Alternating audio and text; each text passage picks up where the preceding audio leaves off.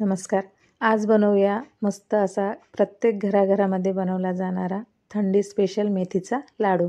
तर बघू शकता काय सुंदर हा लाडू तयार झालेला आहे. अशा पद्धतीने जर लाडू बनवले तर खरंच खूप छान होतात आणि घरातील प्रत्येक वयोगटातील व्यक्तींसाठी अगदी पौष्टिक असे हे लाडू असतात.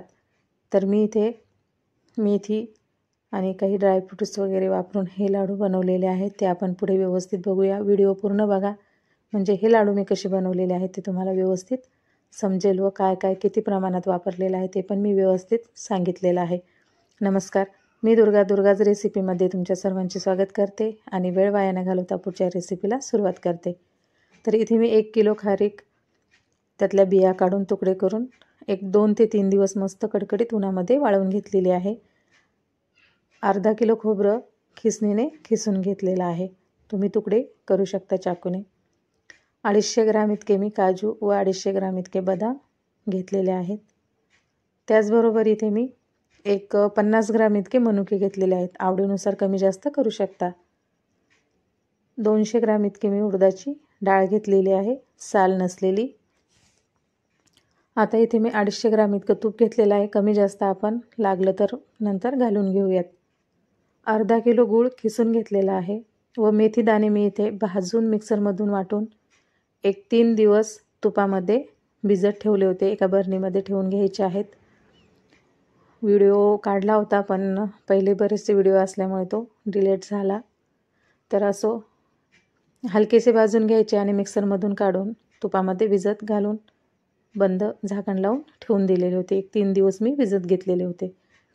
आता इथे मी 250 ग्राम इतकं गव्हाचं पीठ घेतलेलं आहे. जे आपण चपात्यासाठी वापरतो तेच घ्यायचं आहे. आणि 50 ग्राम इतका डिंक घेतलेला आहे. मिक्सरच्या भांड्यामध्ये 4 ते 5 चमचे मी इथे खडीसाखर घेतलेली आहे. 20 ते 25 वेलची घेतलेली आहे आणि अगदी चिंचुके इतकी म्हणजेच एक ग्रामभर इतकी आपल्याला यामध्ये जायफळ घालून घ्यायचं आहे. जायफळ जास्त घालायचं नाही आहे. 10 ग्राम मी इथे सुंठ वापरलेली आहे. ती पण या मिक्सरच्या भांड्यामध्ये घालून घेणार आहे. तुकडे थोडे बारीक करून घ्यायचे आणि याची मस्त अशी बारीक पावडर तयार करून घ्यायची आहे. तुम्ही बघू शकता एकसारखी ही पावडर तयार झालेली आहे. आता आपण ही थोडा वेळ साईडला ठेवून घेऊया. सर्व साहित्य अशा प्रकारे तयार करून घेतलं की लाडू बनवायला अजिबात वेळ लागत नाही. लाडू बनवायला सुरुवात करूया. सर्वात आधी जी डाळ आपण घेतली होती 200 ग्राम इतकी, ती व्यवस्थित भाजून घ्यायची आहे लालसर होईपर्यंत आणि एका ताटामध्ये थंड करायला पसरून ठेवून देऊयात. आता खोबरं भाजून घेणार आहोत. खोबरं आपल्याला व्यवस्थित असं मंद आचेवर भाजून घ्यायचं आहे. अजिबात गॅस फुल ठेवायचा नाही आहे, जेणेकरून ते जळणार नाही याची काळजी घ्यायची आहे. व्यवस्थित भाजून झालं की एका दुसऱ्या ताटामध्ये मी काढून घेतलेलं आहे. तर मस्त असं हे भाजलेलं आहे. अजिबात जास्त भाजू द्यायचं नाही आहे. हलकासा रंग बदलला की काढून घ्यायचा आहे. आता कढईमध्ये तूप घालून घ्यायचं आहे आणि तूप तापलं की त्यामध्ये डिंक घालून घ्यायचं आहे. अजिबात जास्त गरम तुपामध्ये डिंक घालायचा नाही आहे. कमी गॅसवरच भाजून घ्यायचं आहे, म्हणजे थोडा जाडसर असल्यामुळे भाजायला थोडा वेळ लागतो. मस्त असा फुगला की बघू शकता तुम्ही अजिबात जळालेला नाही आहे. आता काढून घेणार आहे आणि त्यामध्ये बदाम भाजून घ्यायचे आहेत. भाज्या थोड्याशा तडतडायला लागल्या की काढून घ्यायच्या आहेत. पूर्ण त्यामधलं तूप जे आहे ते निसरून घ्यायचं आहे आणि ताटामध्ये काढून घ्यायचे आहेत. आता काजू पण इथे त्याच पद्धतीने व्यवस्थित असे भाजून घेऊयात. जास्त लालसर करायची नाही, जेणेकरून त्याचा वास वगैरे जळकट येणार नाही. त्याचबरोबर मनुकेसुद्धा तळून घेतलेले आहेत आणि वेगळ्या वाटीमध्ये मी त्याच काढून घेतलेले आहेत. आता त्यामध्ये मी गव्हाचं पीठ भाजून घेणार आहे. हलकंसं आपल्याला याआधी आहे तेवढ्या तुपातच भाजून घ्यायचं आहे. जास्त तूप घातलं की भाजायला जड होतं.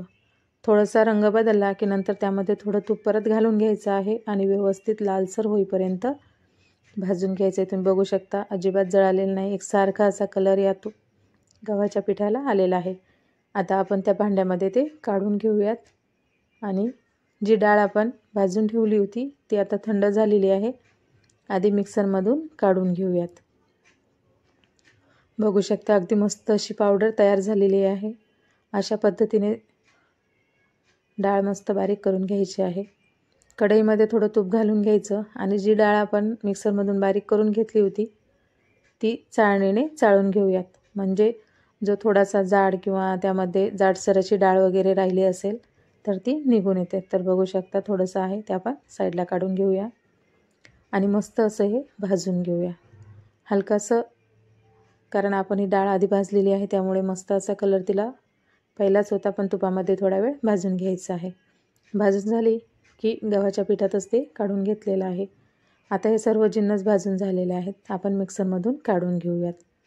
आधी तर खारीक बारीक करून घेऊयात.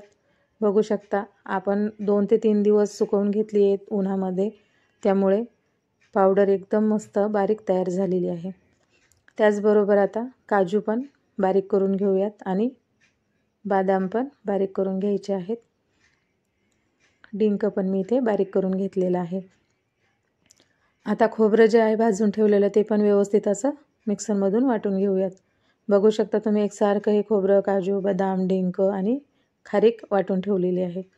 आता ह्या सर्व जिन्नस आपण एकत्र करून घेऊयात. मिक्स करण्यासाठी मोठा टोप घ्यायचा आहे आणि त्यामध्ये काजू, बदाम आणि डिंकची पावडर, आपण खारीकची पावडर तयार करून घेतली होती ती यामध्ये घालून घ्यायची आहे. खोबरंसुद्धा वाटून घेतलेलं यामध्ये आपण घालून घेऊयात आणि गव्हाचं पीठ आणि जी डाळ आपण भाजून ठेवली होती ती पण यामध्ये घालून घेऊयात. बघू शकता अजिबात जास्त रंग जाळसर काळा वगैरे झालेला नाही, मस्त असे लालसर भाजून घेतलेला आहे. आता मनुके पण आपण मिक्सरमधून न काढता यामध्ये घालून घेणार आहोत. जी आपण सुंठ, वेलची आणि जायफळची पावडर तयार करून घेतली होती ती आपण चाळणीने चाळून घेणार आहोत. म्हणजे जे वेलायचीचे टरफलाचे दोरे वगैरे किंवा सुंठामध्ये सुद्धा दोरे निघत असतात ते यामध्ये जाणार नाहीत. बघू शकता भरपूर असं हे उरलेलं आहे. ते टाकून न देता काय करायचं आहे, चहा पावडरमध्ये घालून घ्यायचं आहे आणि मिक्स करून घेऊयात. म्हणजे चहा पण खूप छान होतो. वेलचीवाली चहा पावडर तयार झालेली आहे. असो, आता कढईमध्ये तूप घालून घेतलेलं आहे आणि इथे मी एक 10 ग्राम इतकी खसखस घेतलेली आहे आणि तूप टाकून भाजून घ्यायची आहे. थोडं तूप कमी पडलं होतं, अजून घालून घेतलेलं आहे आणि मस्त असं लालसर होईपर्यंत ही कमी गॅसवर भाजून घ्यायची आहे. भाजून झाली की त्यामध्ये मिक्स केलेल्या सर्व साहित्यामध्ये घालून घेतलेले आहे. आता कढईमध्ये तूप घालून घेतलं आहे आणि जो गूळ खिसून घेतला होता तो यामध्ये घालून घ्यायचा आहे. तर बघू शकता मी पूर्ण तूप इथे वापरलेलं आहे. तुम्हाला जर तूप आवडत असेल तर तुम्ही अजून थोडं घालू शकता. मी 250 ग्राम इतकं तूप इथे वापरलेलं आहे. तर जो गूळ आपण यामध्ये घातला होता तो व्यवस्थित वितळून घ्यायचा आहे. आपल्याला जास्त वेळ हे गॅसवर याला शिजवून घ्यायचं नाही किंवा चाचणी याची घट्ट होईल असं शिजवून नाही द्यायचं आहे. आता जे आपण मेथी भाजून पावडर करून तुपामध्ये भिजत घालून ठेवली होती ती पण यामध्ये घालून घ्यायची आहे आणि थोडा वेळ नंतर आपण ही अशाच गॅसवर कमी गॅसवर शिजवून घेणार आहोत. म्हणजे अजिबात जास्त कडूही लागत नाही. तर तुम्ही जर माझ्या चॅनलवर नवीन असाल तर माझ्या चॅनलला लाईक करा, शेअर करा आणि अशाच नवीन नवीन व्हिडिओ बघण्यासाठी माझ्या चॅनलला सबस्क्राईब मात्र नक्की करा. तर आता तयार झालेला जो गुळाचा पाक आहे तो आपण यामध्ये घालून घेऊयात. तर मस्त असं हे मिक्स करून घ्यायचं आहे व्यवस्थित होईपर्यंत. अशा पद्धतीने जर लाडू बनवले, अजिबात जास्त जाडसर वगैरे ठेवायचं नाही. घरातील लहान मुलं पण लाडू खातात किंवा वयोवृद्ध मंडळीसुद्धा प्रत्येक घरामध्ये असतेच, ते पण हे लाडू खातील.